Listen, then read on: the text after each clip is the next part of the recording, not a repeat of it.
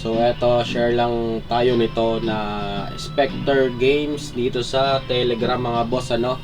So eto siya, and pwede nyo din naman tong laruin sa gamit ang inyong mobile phone, and eto yung kanyang display, ano, sa Telegram.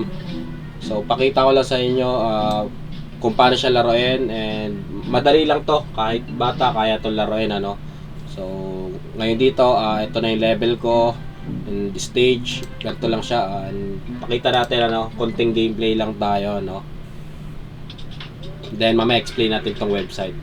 So ganito lang siya mga bossing. So yan, pili lang tayo ng upgrade like yung usual ng mga laro na nakikita natin sa Play Store. Parang gano'n lang siya, simple lang siyang laruin. Then so yan, papatay na muna tayo para ma-explain natin yung iba. So gano'n lang, kailangan nyo lang mag-survive, ano, hanggang mapatay nyo yung boss dito. So yan, gano'n lang. Tagal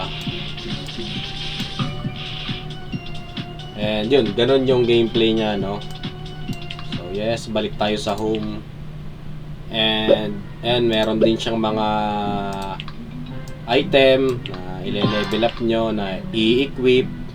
Then yung runes, yung power up ng skills. Then may shops. Yan.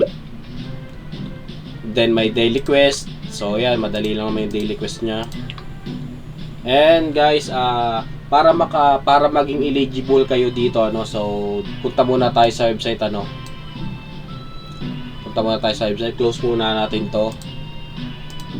And yes, dito sa website nila, ito yung Spectre Agency. Yung link naman ito, ipopost ko siya sa ating sa TG natin sa Facebook, ano. So yeah, ipopost natin yan doon. So eto, so as of now ngayon tayo rank 25, and sabi dito top 5,000 player will receive a Spectre Bolt NFT.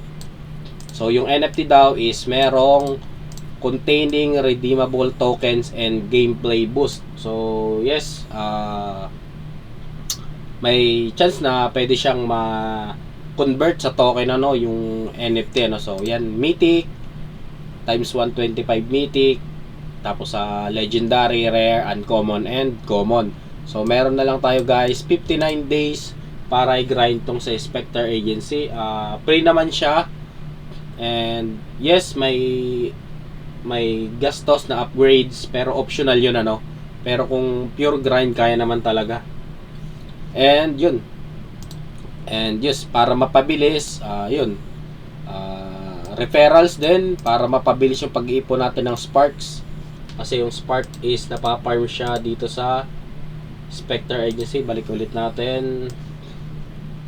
So etong sparks yung ano nila, base ng rankings. So eto siya, so itong spark core, so yan, nag-earn naman siya daily ng spark core. So yan, nadagdag siya dito. So ayun lang, free naman to. Kung gusto nyo explore nyo na lang. So hindi naman siya ganun ka time consuming, and yes, let's go.